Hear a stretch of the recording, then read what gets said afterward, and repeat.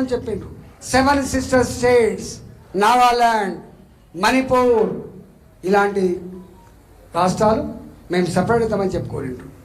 కానీ వాళ్ళ ఎక్కడ అలాంటి నినాదం లేదు. అంతేకాదు పాకిస్తాన్లో ఉన్న బలూచిస్తాన్, పాకిస్తాన్ ఆక్యుపైడ్ కాశ్మీర్, ఆ ప్రజలు ఏమంటుంది తెలుసా, ఇవాళ మేము కూడా భారత్లో ఉంటే బాగుండేటువంటి మాట మాట్లాడే పరిస్థితి వచ్చింది.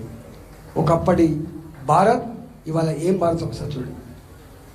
అమెరికా విర్రవీగింది ఆనాడు మన అబ్దుల్ కలాంను అవమానపరిచి. ఒకప్పుడు అమెరికా నరేంద్ర మోడీ గారికి వీసా ఇవ్వడానికి రిజెక్ట్ చేసింది. ఆ అమెరికా ఇవాళ మోడీ గారు అమెరికాకు పోతే రెడ్ కార్పెట్తో స్వాగతం పలుకుతుంది. వాళ్ళ పార్లమెంట్లో మోడీ గారు మాట్లాడితే వాళ్ళ పార్లమెంట్ సభ్యులు సెనేటర్లు అంటారు వాళ్ళని, ఆ సెనేటర్లు లేచి సప్పట్లు కొట్టి జై మోడీ అంటుంది అమెరికాలో మోడీ గారికి. గది వాళ్ళ బాధ. ఎందుకని చెప్పుకుంటూ పోతే చాలా ఉన్నాయి కాబట్టి నేను ఆ జోలికి పోను. కానీ ఒకటి, ఇవాళ మన ప్రేమేందర్ రెడ్డి ఇంతమంది అందరు చెప్పిండ్రు,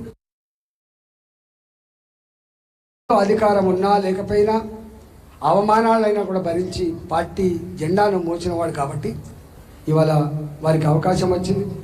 మీరు మొన్ననే ఇంకా కొంచెం కష్టపడితే గెలుస్తారని చెప్పేది అనుకున్నాను. ఈసారి సంపూర్ణ కష్టపడండి.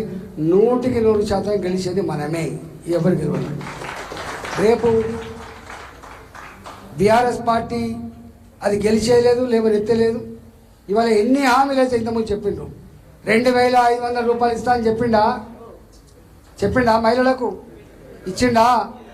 2000 పెన్షన్ జాబులు 4000 ఇస్తా అని చెప్పిండా? 4000 జాబులు 6000 రూపాయలు పెన్షన్ ఇస్తా అని చెప్పిండా? కళ్యాణ లక్ష్మి తులం బంగారం కూడా ఇస్తా అని చెప్పిండా? 500 రూపాయలు బోనస్ అని చెప్పిండా? ఇవన్నీ రేపు ఫైట్ చేయాలంటే నా ప్రైవేట్ స్కూళ్ళల్లో పనిచేసే టీచర్లకి 12 నెలల జీతం కావాలని చెప్పి కొట్లాడుతున్నారు.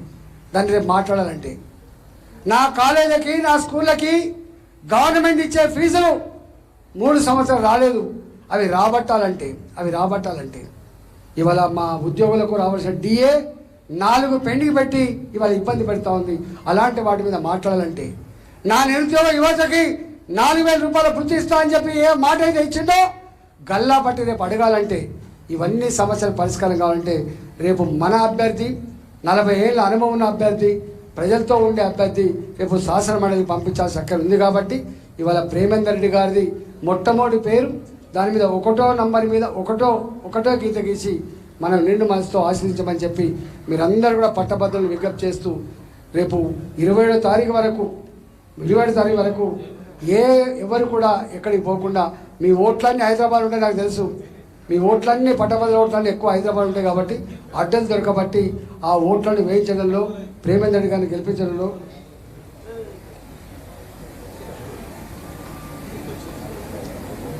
కేసు పెట్టిందా?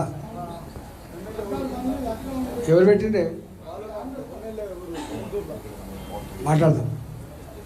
కాబట్టి 27వ తారీఖు వరకు నిద్రపోకుండా గొప్పగా గెలిపించాలని చెప్పి కోరుతున్నా. మీకు ఒక హామీ ఇచ్చిపోతున్నాం, గుర్తుపెట్టుకోండి. పార్లమెంట్ ఎన్నికలలో అమిత్ షా గారు 12 గెలుస్తారని చెప్పిండు. ఎప్పుడు బిగినింగ్లో చెప్పిండు. మీ 3 బట్టి చూస్తూ ఉంటే తప్పకుండా గెలుస్తామనే విశ్వాసం కలిగింది. రెండవది, రేపు ఈ పట్టభద్ర ఎన్నికలు కూడా మనం గెలుస్తాం. రేపు వచ్చే అన్ని ఎన్నికలలో కూడా మునుపటి లెక్క సర్పంచ్ ఎన్నికలు మాకు పట్టవు, ఎంపీటీసీ ఎన్నికలు